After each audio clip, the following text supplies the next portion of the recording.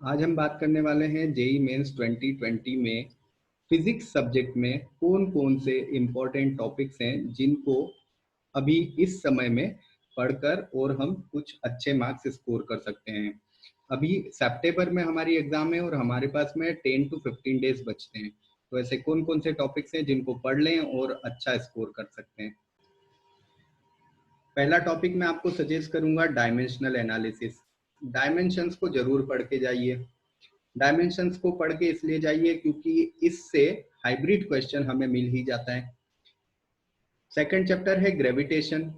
Gravitation को भी जरूर पढ़िए। इजी चैप्टर है, इंटरेस्टिंग चैप्टर है और एनसीईआरटी प्लस एग्जाम्पलर, इसमें से आपको क्वेश्चन देखने को मिल सकता है। बिल्कुल सेम पैटर्न के क्वेश्चन मिलते हैं एग्जाम्पलर या एनसीईआरटी के। एडिशनल एक्सरसाइज जरूर करिए आप इस चैप्टर की। नेक्स्ट चैप्टर मैं आपको सजेस्ट करूंगा इलेक्ट्रोस्टैटिक। इलेक्ट्रोस्टैटिक एक पूरा यूनिट है और इसके अंदर दो चैप्टर मिलेंगे आपको, electric charge and field and potential and capacitance. ये दो चैप्टर्स मिलते हैं। चैप्टर लेंदी है, 1 से 2 दिन लग सकते हैं, लेकिन आपको एग्जाम्पलर और एनसीईआरटी की एडिशनल एक्सरसाइज ये जरूर करना है। अगर ये आप अच्छे से करते हैं तो इस चैप्टर से आपका एक क्वेश्चन बिल्कुल फाइनल है। इसी तरह से ग्रेविटेशन से भी एक क्वेश्चन बिल्कुल फाइनल है। करंट इलेक्ट्रिसिटी इजी चैप्टर है। पोटेंशियोमीटर, मीटर ब्रिज या विट स्टोन या जितने भी वहां पर इलेक्ट्रिकल डिवाइसेस हैं उनसे रिलेटेड क्वेश्चन आने की पॉसिबिलिटी बहुत ज्यादा होती है, इसलिए उनके सारे क्वेश्चन करिए, एडिशनल एक्सरसाइज करिए, एग्जाम्पलर करिए। इस चैप्टर से भी एक क्वेश्चन आने की पूरी पॉसिबिलिटी है, 100% आता ही है इस क्वेश्चन से, इस चैप्टर से। Heat transfer and thermodynamics. Heat transfer easy chapter है, इसको जरूर पढ़िए। इसकी एग्जाम्पलर आप पूरी कर लीजिए। एग्जाम्पलर के क्वेश्चन अगर आप पूरे कर लेते हैं तो यहाँ से भी आपका एक क्वेश्चन बन जाता है। इसी तरह इलेक्ट्रोमैग्नेटिक इंडक्शन, इलेक्ट्रोमैग्नेटिक इंडक्शन के भी सारे क्वेश्चंस कर लीजिए। इलेक्ट्रोमैग्नेटिक इंडक्शन में एग्जाम्पलर और एनसीईआरटी एडिशनल एक्सरसाइज से ही हर साल क्वेश्चन देखने को मिलता है। बिल्कुल सेम पैटर्न का क्वेश्चन हमको मिलता है, तो एक क्वेश्चन आपको यहाँ से भी मिलता है। Waves and sound difficult topic है अगर आपने पहले नहीं पढ़ा है तो, इसलिए आप इसको मत टच कीजिए। अगर आपने पहले नहीं पढ़ा है तो, पहले पढ़ा है लेकिन बहुत अच्छे से पढ़ा है तो ही आप इस टॉपिक को उठाइए। ज्योमेट्रिकल ऑप्टिक्स लेंदी टॉपिक है। अगर आपने इसको जेई लेवल पर नहीं पढ़ा है तो बिल्कुल इस चैप्टर को टच भी मत कीजिए। ये आपका बहुत ज्यादा समय ले लेगा। आपको क्वेश्चंस बहुत इजी दिखेंगे बट जब क्वेश्चन एग्जाम में आएगा तो वो डिफिकल्ट लेवल का एग्जाम क्वेश्चन होता है।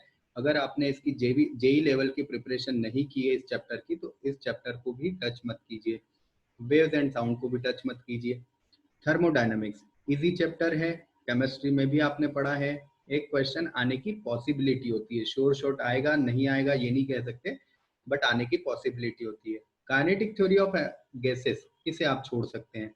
रोटेशनल डायनामिक्स इसको भी आप छोड़ सकते हैं।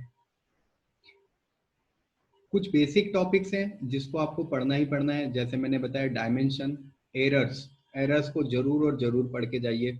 जितने भी क्वेश्चन एनसीईआरटी और एग्जाम्पलर में एरर्स के दिए हैं वो आप 100% करके जाइए। इसका बेनिफिट जरूर आपको मिलेगा एग्जाम में। वेक्टर्स, वेक्टर्स बेसिक है फिजिक्स का, इसलिए आपको पढ़ के जाना ही पड़ेगा। और ये भी श्योर है कि इन तीनों टॉपिक्स को अगर आप बहुत अच्छे से कर लेते हैं तो एक क्वेश्चन आपका इन तीनों टॉपिक से जरूर किसी ना किसी चैप्टर से बन ही जाएगा। काइनेमेटिक्स में 1D और 2D दोनों आते हैं।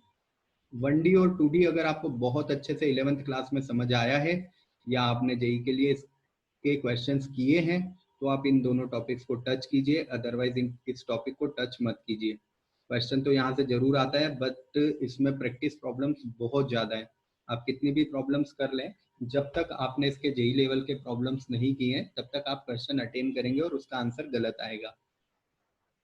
न्यूटन्स लॉ ऑफ मोशन, ये इंपॉर्टेंट टॉपिक है, बिल्कुल इंपॉर्टेंट चैप्टर है। एक क्वेश्चन इससे मिलने ही वाला है, इसलिए इसको भी आप कंप्लीट कर लीजिए।